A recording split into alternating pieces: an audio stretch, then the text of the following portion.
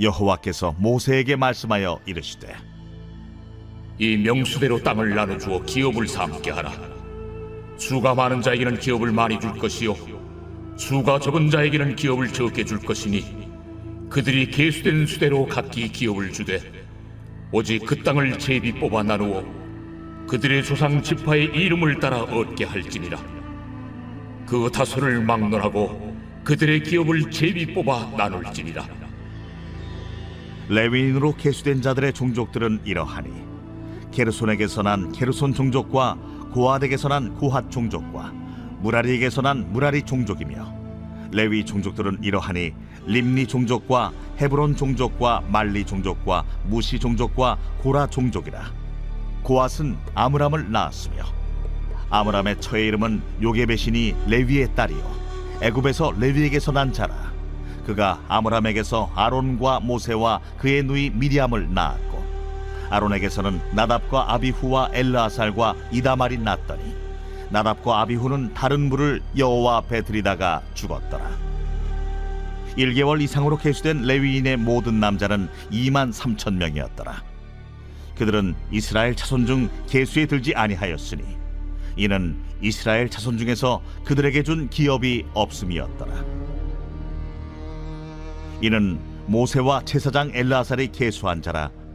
그들이 여리고 맞은편 요단과 모압 평지에서 이스라엘 자손을 계수한 중에는 모세와 제사장 아론이 시내 광야에서 계수한 이스라엘 자손은 한 사람도 들지 못하였으니 이는 여호와께서 그들에게 대하여 말씀하시기를 그들이 반드시 광야에서 죽으리라 하셨습니다. 이러므로 여분네의 아들 갈렙과 눈의 아들 여호수아 외에는 한 사람도 남지 아니하였더라. 할렐루야. 오늘도 우리에게 주시는 이 민수기의 말씀을 통해 우리들이 걸어가는 그 믿음의 길을 더욱 힘있게 걸어가실 수 있게 되기를 주님의 이름으로 축복합니다. 어제 우리는 이 두 번째 인구조사를 통해서 아브라함에게 약속하신 그 주님의 그 하나님의 약속이 어떻게 신실하게 성취되고 있는지 그 의미에 대해서 헤아려 보았습니다. 이제 오늘은 이 두 번째 인구조사의 목적이기도 했던 이 약속의 땅, 가나안에서의 그 땅 분배와 관련한 우리 하나님의 뜻이 어디 있는지를 깊이 헤아려 보기를 원합니다. 우리는 적어도 오늘 말씀을 통해 우리 신앙인들이 믿음의 결단을 내리는 데 있어서 아주 중요한 두 가지의 신앙의 전제가 필요하다는 것을 그런 교훈을 살펴볼 수가 있는데요. 먼저는 그 첫 번째로 믿음의 결단은 언제나 상식과 신앙의 여지를 같이 두고 이것을 함께 두고 가야 한다는 사실입니다. 믿음의 결단을 내리는 데 있어서 우리의 합리적인 이성과 또 상식이 전제돼야 하고요. 이것이 먼저 전제되고 그러면서 동시에 또 신앙의 여지, 그러니까 우리 하나님께서 여전히 우리의 삶에 일하실 여지도 어떻게 해야 한다는 겁니까? 반드시 둬야 한다는 겁니다. 오늘 말씀에서 하나님은 모세에게 이렇게 명령하십니다. 53절 말씀을 보니까 이 두 번째 인구 조사 자료를 기반으로 땅을 나누어서 기업을 삼게 해라 라고 명하십니다. 여러분, 그런데 54절에는 이때 수가 많은 지파에게는 그 기업을, 그러니까 땅을 더 많이 배정해 줄 것이고 또 숫자가 적은, 상대적으로 그 구성원이 적은 지파와 가문에는 땅을 적게 주되 그 계수된 숫자의 비율을 따라서 기업을 줘라, 그렇게 땅을 나눠줘라 명령하십니다. 여러분, 그러니까 이 대목을 따르게 되면 지금 하나님께서 굉장히 상식을 따르라 이렇게 명령을 하신 것을 알 수 있습니다. 조사를 해보니까 어땠다는 겁니까? 각 지파마다 그리고 가문마다 그 인원이 다르고 또 가족 구성원이 달랐던 겁니다. 어떤 지파, 특별히 시므온 지파의 경우는 앞선 이 바알부올의 심판으로 인해서 유다 지파보다 몇만 명이나 적은 숫자가 계수되기도 했습니다. 여러분, 그런데 우리는 이 12지파가 다 이스라엘의 후손들이고 또 동등하게 귀한 지파이니까 모든 지파에게 고르게 아주 동일한 헥타르를 똑같은 땅으로 같은 규격으로 주자, 여러분 그랬을 법도 했다는 생각이 듭니다. 여러분, 그러나 그렇게 했다면 어땠겠습니까? 그렇게 되면요, 어떤 지파는 상대적으로 아주 널널한 넉넉한 땅에서 풍족하게 살았을 겁니다.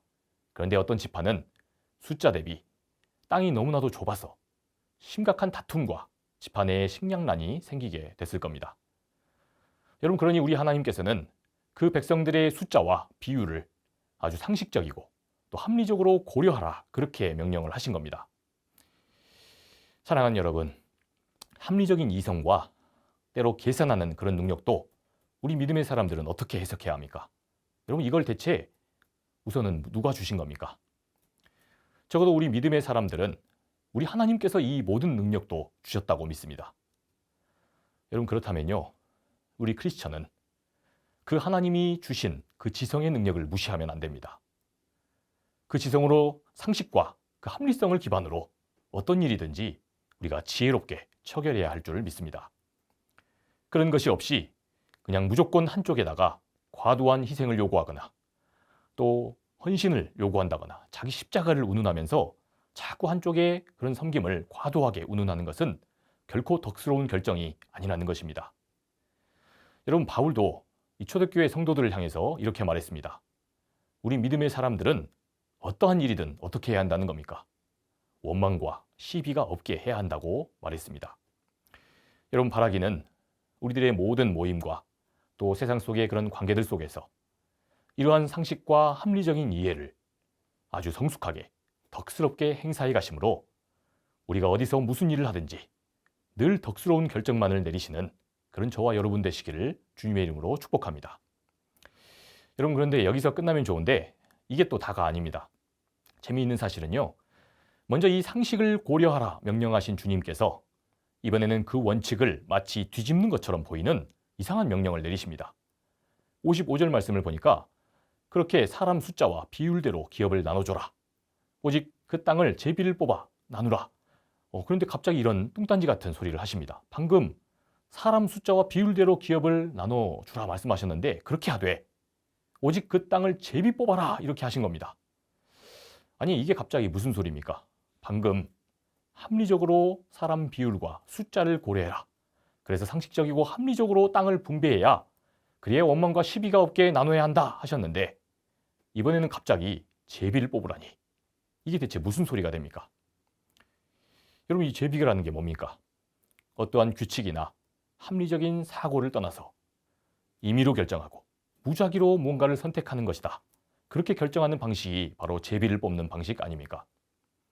하나님이 어찌 이렇게 서로 모순되는 방식을, 그것도 이 중요한 약속의 땅을 분배하는 데 적용하라고 하신 겁니까? 여러분, 그런데요, 여기엔 아주 굉장한 주님의 그 신앙의 뜻이 담겨 있습니다. 제가 우리 상담교회에서 부임한 이후에 아주 오랫동안 청년부를 섬기다가 지금은 교구 사역을 하고 있습니다.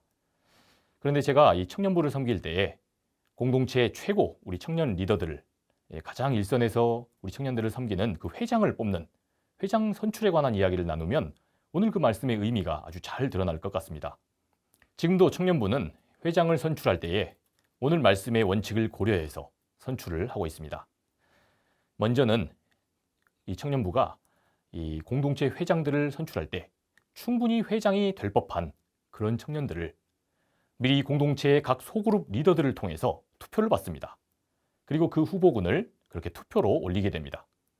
그렇게 해서 가장 다득표로 그렇게 득표를 한 청년들로부터 순서대로 몇 명의 회장 최종 후보를 선정하는 겁니다. 그렇게 올라간 청년들은 이 중에 누가 회장이 돼도 될 만한 사람이다.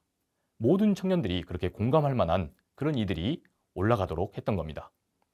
그야말로 이 과정에서는 전혀 반듯하고 또 신실하지를 못해서 회장이 될 감이 아니라거나 아니면 이제 갓 신앙생활을 시작한 초신자가 회장이 되는 일을 맡게 되는 그런 상식이 여기서 관철이 되는 겁니다.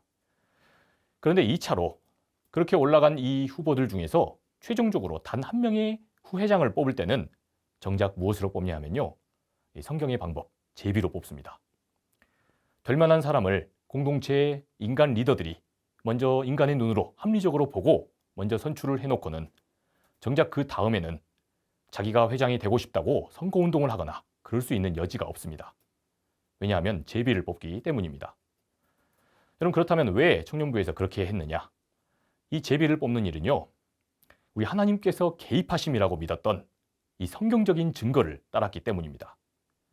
이때 이 제비는 공동체에 담당하는 그 공동체의 목회자가 뽑습니다. 그때 제비를 뽑게 될 때 후보들 못지않게 이 공동체 목회자들도 상당히 떨립니다. 내가 미리 알고 뽑는 것도 아니지만 떨리는 그 손으로 뽑게 될 그 제비로 인해 1년간 함께 헌신할 귀한 회장이 결정되기 때문입니다. 그렇게 청년부는 한편으로는 합리적으로 사람이 사람을 그렇게 뽑아서 상식에 준하게 후보군을 올립니다. 그리고 이게 끝이 아니라 하나님이 일하실 여지, 우리 하나님께서도 일하실 여지를 어떻게 하는 겁니까? 같이 두는 겁니다. 인간이 모든 것을 결정해서 리더를 뽑는 것이 아니라 하나님이 일하실 그 여지도 반드시 두게 되는 겁니다. 그래서 사람이 뽑은 회장이 그런 사람이 회장으로 뽑혔다가 아니라 하나님과 우리 믿음의 성도가 함께 믿음으로 뽑았다 하는 겁니다. 여러분, 이스라엘의 땅 분배가 바로 이랬던 겁니다. 땅의 비율은 사람의 숫자에 맞춰서 원망과 시비가 없이 합리적으로 한다지만 그 땅의 위치를 결정하는 일에서만큼은 여지를 둔 것입니다. 이스라엘에게 제비는 그런 의미였던 겁니다. 하나님께서 일하실 여지를 반드시 고려하는 것. 그리함으로 결과를 두고도 일을 한 그 성도와 또 사람을 비난하고 원망하지 않도록 그 결과를 두고도 우리 하나님이 함께 하셨음을, 함께 계셨음을 염두에 두도록 하는 것. 그래서 결과가 잘못되더라도 함께한 모두가 연대적으로 책임을 나눠질 수 있도록 그렇게 성숙하게 인도하는 것. 여러분, 이것이 바로 우리 하나님께서 원하신 방식이었다는 겁니다. 여러분, 우리의 그 신앙과 삶에서도 이러한 하나님의 그 말씀의 원리가 지혜롭게 적용돼야 합니다. 여러분, 사람이 언제나 합리적인 원칙과 상식을 따라 최선을 다해 정하지만 우리 주님께서 일하실 여지를 언제나 남겨놔야 합니다. 그것이 우리 믿음의 사람들에게 아주 중요한 것입니다.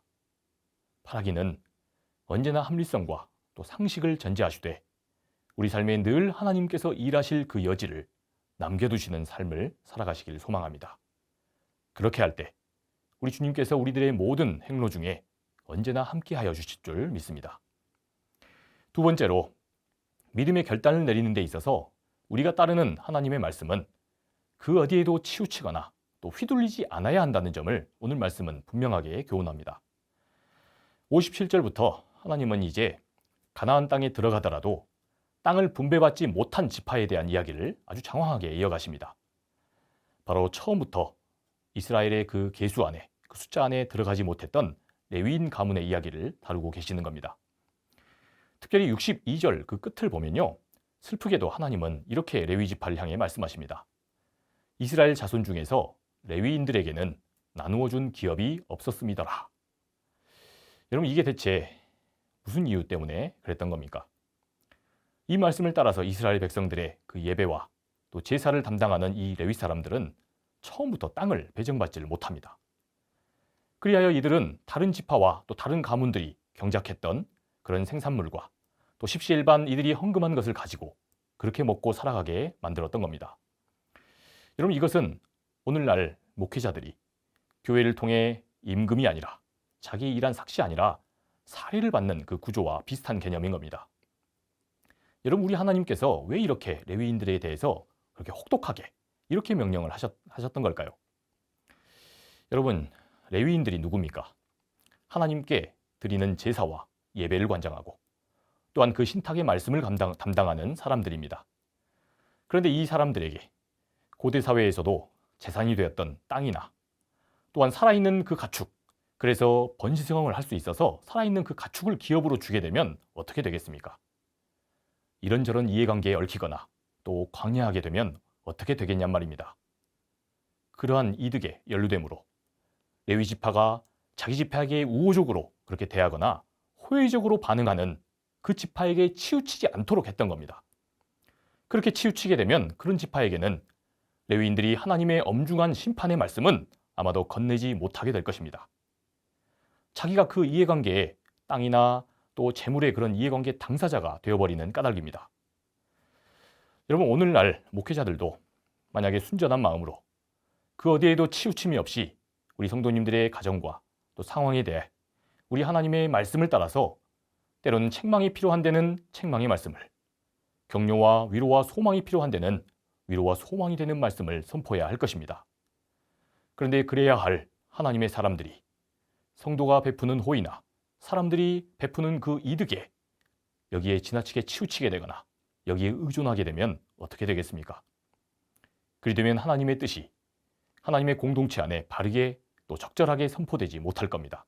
그런 까닭에 하나님은 레위인들이 이 땅과 기업을 나누는 일에 휘둘리지 않도록 그렇게 배려하신 겁니다. 사랑하는 성도 여러분, 그런데 우리는 또 목회자뿐 아니라 우리 개혁교회 전통은 모두가 우리 성도 모두가 하나님의 택하신 족속이요 또 세상 속에서 왕같은 제사장들이다. 베드로 후서는 그렇게 우리에게 말씀합니다. 그러니 우리 모든 성도 역시 하나님의 말씀을 듣고 또 따라 사는 데 있어서 우리가 치우침이 없어야 하겠습니다. 내게 지금 당장 달달한 말씀만 듣고 내게 쓴소리가 되는 그 말씀은 내게서 멀리 하게 되므로 그렇게 말씀이 이리저리 치우치게 되므로 우리가 영적인 편식으로 나아가게 되면요. 그러면 하나님의 말씀이 이렇게 여기저기 휘둘리게 되는 일이 생긴다면 그것이야말로 우리에게서 재앙이 된다는 것을 오늘 말씀은 엄중하게 이야기하는 것입니다. 오늘 이 말씀의 교훈들을 깊이 헤아리심으로 오늘 민수기 말씀이 주시는 그 지혜 안에서 오늘 우리에게 허락된 하루의 삶을 주님의 그 말씀을 가감없이 치우침 없이 따라 살아가심으로 그렇게 주님께 쓰임받는 오늘 귀한 한 날 되시기를 우리 주님의 이름으로 간절히 축원합니다. 기도하겠습니다. 주님 은혜를 감사합니다. 우리에게 또 귀한 말씀을 들려주시니 감사합니다. 하나님께서 언제나 우리 가운데 함께 하시며 또 하나님의 말씀을 또 치우치지 않도록 늘 그렇게 또 강권하시고 도전하신다는 것을 우리가 보게 됩니다. 우리가 이 주님의 귀한 말씀을 따라 언제나 좌로나 우로나 치우치지 않고 때로는 우리에게 양약이 되지만 쓴 그런 말씀조차도 정말 고귀한 말씀으로 들음으로 우리의 일상에서 오로지 주님의 뜻만을 헤아리며 살아가는 우리 모두가 되게 인도하여 주시옵소서. 그렇게 오늘의 한 날도 인도하실 줄 믿사오며 사랑이 많으신 우리 구주 예수 그리스도의 이름으로 기도합니다. 아멘.